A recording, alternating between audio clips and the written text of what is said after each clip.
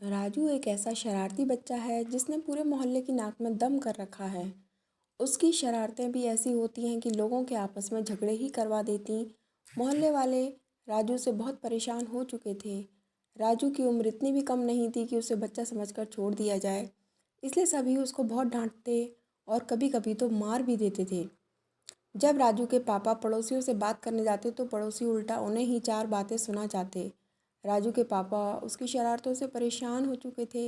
एक दिन राजू के पापा ने सोचा आज वो दिन भर राजू के साथ रहेंगे और उसकी सभी शरारतों में उसका साथ देंगे। सुबह से ही राजू की शरारतें शुरू हो गईं। उसने पड़ोसी का न्यूज़पेपर छिपा दिया। जब गुस्से से लाल पड़ोसी बाहर आया तो उन्हें देख राजू जोर जोर से हंसने लगा।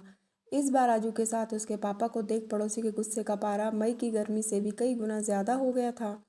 गुस्से से लाल पड़ोसी ने दोनों को बहुत सुनाई, पर जब राजू और उसके पापा को कोई फ़र्क नहीं पड़ा तो वो भी दरवाज़ा पटकते हुए घर के अंदर चला गया।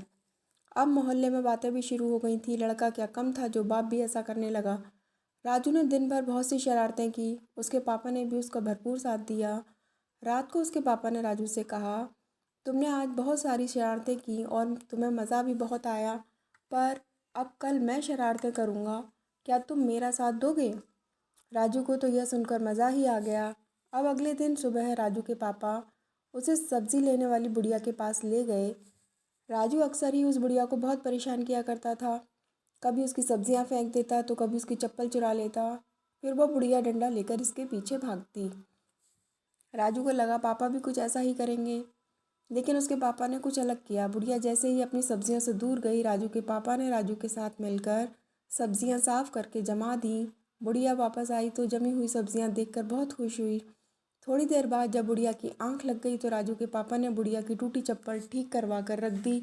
जैसे ही बुढ़िया उठी, चप्पलों को देख उसकी आंखें भर आईं और वो कहने लगी, भगवान उस फरिश्ते को खुश रखना जिसने मेरे लिए इतना किया।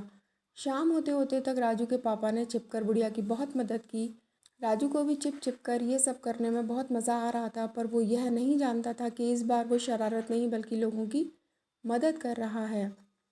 थोड़ी देर बाद राजू के पिता ने बुढ़िया से जाकर कहा, माता जी, आप जानना नहीं चाहती कि आज आपकी मदद कौन कर रहा है? बुढ़िया ने कहा, हाँ बिल्कुल जानना चाहती हूँ।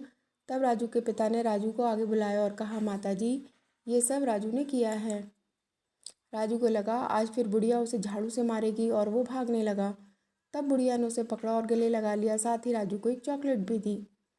राजू को कुछ समझ नहीं आ रहा था। वो अपने पापा के साथ वापस घर आ गया।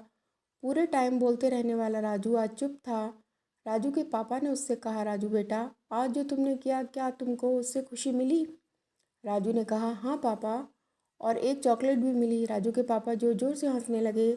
राजू के पापा ने उसे समझाते हुए कहा, बेटा तुम रोज़ रोज़ सबको परेशान करते हो, फिर सब तुम्हें डांटते हैं और फिर तुम मुझसे आकर उनकी शिकायत करते हो, लेकिन आज तुमने सबकी मदद की तो उन्होंने तुम्हें बहुत प्यार किया। राजू को सारी बातें समझ आ जाती हैं और वो शरारतें करना बंद कर देता है। बच्चों को सच्ची तालीम उनके माता पिता ही दे सकते हैं। अगर हर माँ बाप अपने बच्चों को बचपन से ही एक अच्छी तालीम दें तो एक अच्छे समाज का निर्माण होगा। अगर आपको ये कहानी पसंद आई तो प्लीज़ हमारे चैनल को लाइक और सब्सक्राइब करिए। Thanks for watching.